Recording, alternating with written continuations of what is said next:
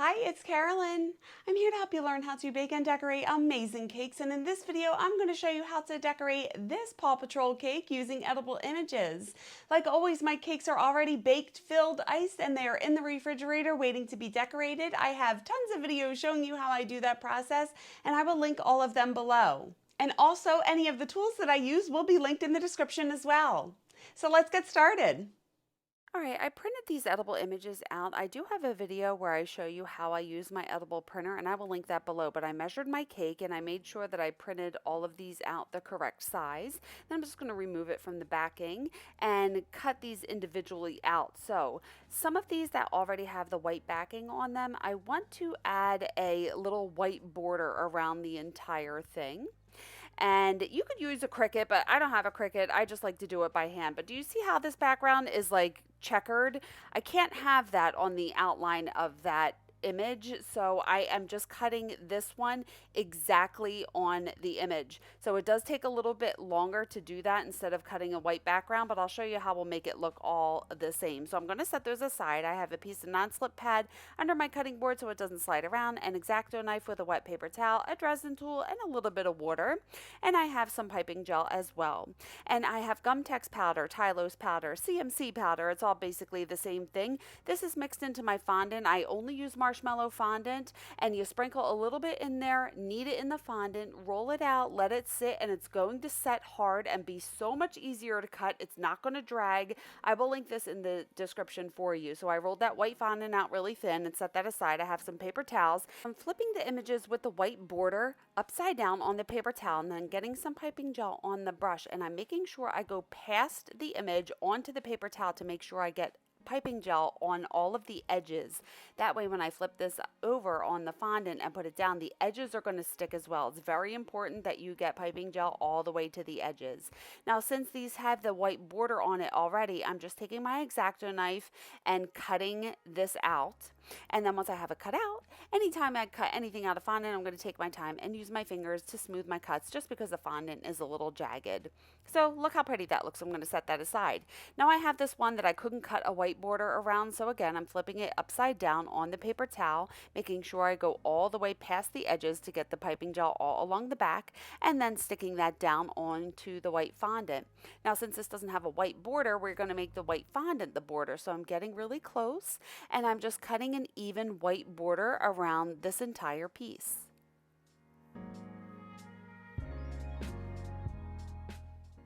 And again, I'm using my fingers and my tools to smooth my cuts. And look, so that green one has that white fondant border and the red one has the edible image border, but it still looks the same whether I cut a fondant border or if I cut the border around the image. So some of these images I don't want to dry really hard, so I'm setting them in a Ziploc bag so they remain pliable, but these ones I want them to dry hard so they can hold their shape and stand on their own. So I'm just letting them dry at room temperature for a couple days so they can hold their shape. Now I rolled that yellow fondant out really thin, and to make this number, I'm doing my trace, cut, and smooth method. Now that number 1 is in my favorite numbers PDF, and that will be linked in the description for you. But I'm just taking my Dresden tool and tracing this onto the fondant to transfer the line, and then I'm cutting it out. I love number 1s because all of the lines are straight, like 3s and 8s and 5s are annoying because they have curves. And then I'm smoothing my cuts again. Then I have this thicker blue fondant. Again, all this fondant has that Gum-Tex powder in it, and I'm getting a little bit of water on the back and flipping this number 1 up, right side up, and then putting it down on that thicker blue fondant. And I want to cut an even border. So since this is a thicker piece of fondant, I want to cut a guideline first. So I'm not sticking the tip of my knife all the way down to the board. I'm just sticking it right into the fondant to create a guideline. Then once I have that line done, I'm going to stick the tip all the way down to the board and cut this out. That guideline is going to help prevent me from distorting that top edge of the fondant. I'm just using that as a guide to cut this out. And once I have it cut out, I'm going to flip it upside down, and I'm using my fingers and my tools and rounding the edges. Remember, this is going to be standing on top of the cake, so you want it to look pretty from the front and the back. So I'm just taking my tools and pressing those fondant pieces that are sticking out. I'm just pressing them back down, and once I have it done from the back, I flip it right side up and just take my fingers and smooth out those front edges as well. And now I have a skewer here. I'm going to stick it in the bottom. That's why I roll that blue fondant out really thick, and I want to screw it in there. So I'm twisting it and I'm flipping it over as I do this and making sure that it's not poking out the front or the back. I'm just making sure that it's going straight up through that number. And do you see how there's those little dots in the Paw Patrol logo? I'm going to put them in this number 1. So I have this tiny little ball tool that will be linked in the description. And I'm just making these little dots all around there so it can mimic the logo.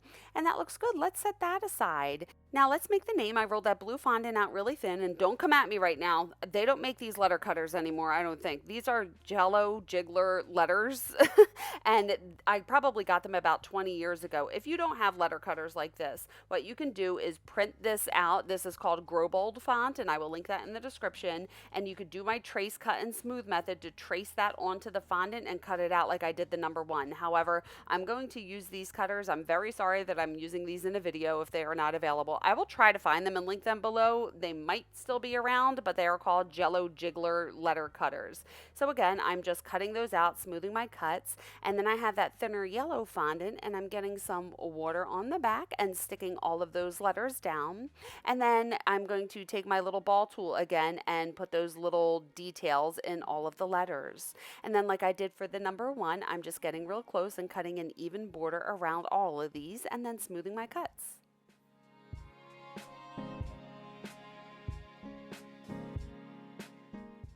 And now with the A in the Paw Patrol logo, there's this little paw print. So I have some thin white fondant. I trace that on there, cut it out, and then glue that to the center of the A. And then I'm just using a round piping tip to cut the 3 dots for the paw print. And don't mind that pink ink on my hands. I changed my edible cartridge and I got a little ink on my fingers. But anyway, so I wanted these letters to stay pliable and I put them in the Ziploc bag. Actually, as I was decorating the cake, I kind of wish I let these letters sit out because I wanted them to dry hard and hold their shape, but it's okay. I'm working with it. But anytime I want any of these decorations to remain pliable, I'm going to seal them in a Ziploc bag until I'm ready to put them on the cake and set that aside. Now I'm rolling out the border, so it's get down a little bit of cornstarch and I want to roll it really wide because I'm cutting 2 borders for the top and bottom tier of the cake. Then I roll it really long, use my fondant smoother to smooth it out, and get my ribbon cutter and cut 2 really long ribbons. Then I remove the excess fondant and use my rulers to straighten them out. Now I need to stack the cake, so my hands are clean. I always wash my hands when I'm working with my cakes. I got that out of the refrigerator. I'm using my little ruler to measure how tall the straws have to be. And then once I mark them with the marker, I take my scissors and cut that marker off and toss that piece out. And then I put those 5 straws in the bottom tier and countersink them down. Make sure that it is level, and then I'm going to get a little bit of buttercream icing down and then get the top tier out of the refrigerator. That icing is cold and hard. I'm not going to mess it up, and that cardboard circle is going to sit atop the straws and it's not going to collapse. Now I do have a full stacking tutorial. I will link that in the description for you.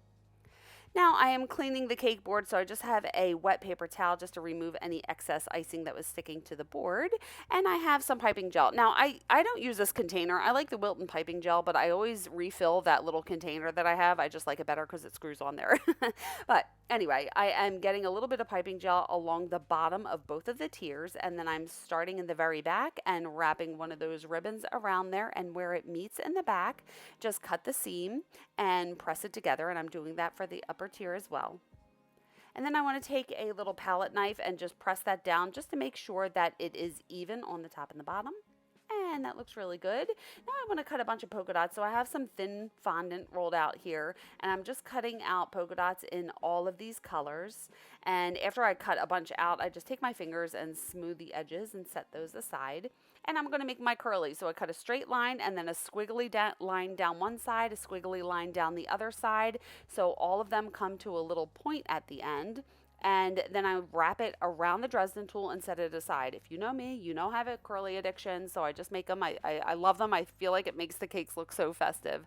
And then I'm also going to cut a bunch of these polka dots in half. Not half, but some of them are a little more than half.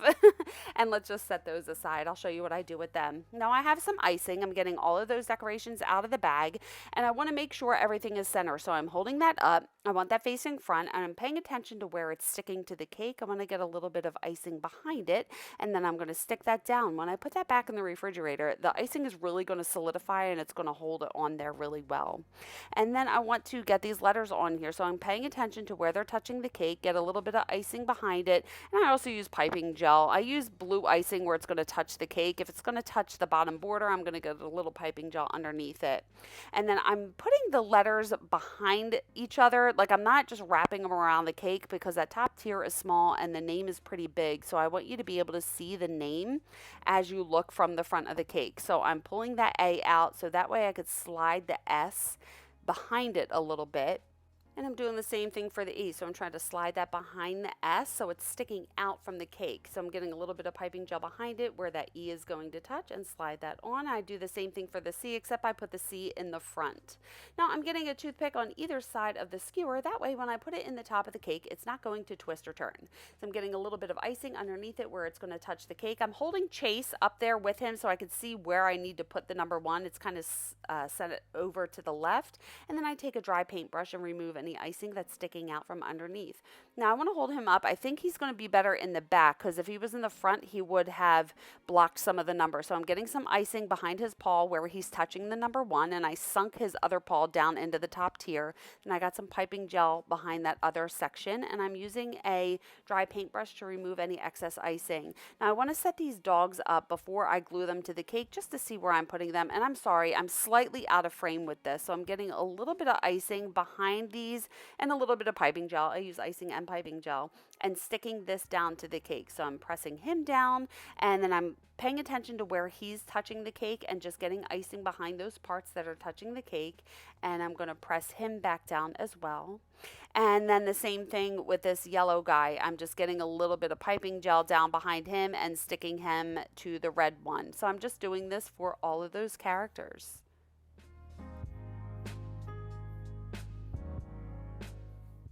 And then these paw prints are still pliable because I kept them in that Ziploc bag. So I'm just getting a little bit of water behind them and sticking them down. And same thing with the polka dots. So you can see the ones that are cut in half, I put at the very top and down against the border of the cake.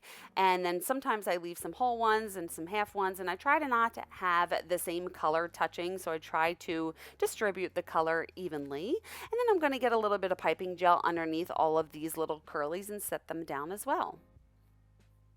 Getting some glue, non-toxic glue, along the edge of the cake drum and on back of the ribbon, and then wrapping that around the cake where it overlaps. Get a little bit more glue down and stick that down. And here is the Paw Patrol cake. So cute. So there you go. How adorable is this design? I have made Paw Patrol cakes so many times. I actually have a video showing you how I do a different design, and I will link that in the description. But a few things that I want to say about this. Number 1, using edible images. Now I have tons of videos showing you how I do that. Those will be linked below. However, I get all of my edible printing supplies from ICING Images, and I have a link to their site, and I will put that in the description. It is very important to get quality products when you are printing edible images. You don't know how many times people have contacted me telling me that their icing sheets were falling apart when they were peeling them away from the backing, and they don't hold up and the color's not as vibrant. So it is very important to get the quality products, and I have the platinum, I never remember what it is, the platinum entry-level edible printer system from ICING Images. It comes with the printer and all of the supplies that you need to get started. So again, my link is in the description for their site. The next thing I want to go over is about the letters. And yes, I'm very sorry that I used those old letter cutters. Again, I will try to find them and link them below. They may not make them anymore, but like I said in the video, you can always do my trace, cut, and smooth method to make any of the letters for the cake. In the video, I showed you how I would do it if I printed out the name and traced it onto the font, and that font is called Grow Bold, and I will put pictures over here. When I haven't used those letter cutters, I do use that Grow Bold font, and it still looks really good. And I have videos showing you how I make fondant names, and that will be linked below. Now this Paw Patrol cake is different from the other video that I have. The dogs are a little different. I love these dogs. However, this is only a 2-tier cake, and he wanted all of those dogs on there, and I feel like the bottom is a little crowded. I like to have all of the characters facing forward so they can see all of the characters when they look at the cake and not have to walk around it. However, I made this design before on a 3-tier cake, and I just think it looks so much better because there's so much more room to distribute all of the characters. but it still works on 2 tiers. I just wish I had a little bit more decorating space. So I think that's it. What new techniques did you learn in this video? I would love to know. Leave it in the comments below. And just a reminder, I have recipe ebooks with all of the recipes that I use, and I will link them in the description. I have my best scratch pound cake recipes, my favorite doctored cake mix recipes, all of the buttercream icing and filling recipes that I use, along with my favorite numbers and my favorite fonts PDFs. So they will all be linked in the description. And I do have a Cake Academy membership program where I can help you elevate your cakes to the next level. There are 3 tiers to this program. The base tier is the Cake Pop tier, where you can help support me monthly. You can get free and discounted extras, those ebooks that I just mentioned, along with early access to YouTube content and access to exclusive YouTube content and tutorials that I don't post publicly. And then the top 2 tiers also have all of that, plus access to my exclusive Facebook group. And in that group, I go live. I teach tutorials on how to make 2D fondant decorations. We talk pricing and customer complaints, and we do cake critiques. And we are having so much fun in that group. I would love to have you aboard, so I will link that information below. Please like this video if you liked it, and if you're enjoying my tutorials, I would be so grateful if you could buy me a coffee. My link is down below. And I would love it if you would keep in touch on socials, and you could check out my website. And if you want to stick around, you can watch this video next and hit subscribe and the bell if you haven't already. Thank you so much for watching. I love you guys. And remember, it's Cake Have Fun. I will see you on the next one. Bye.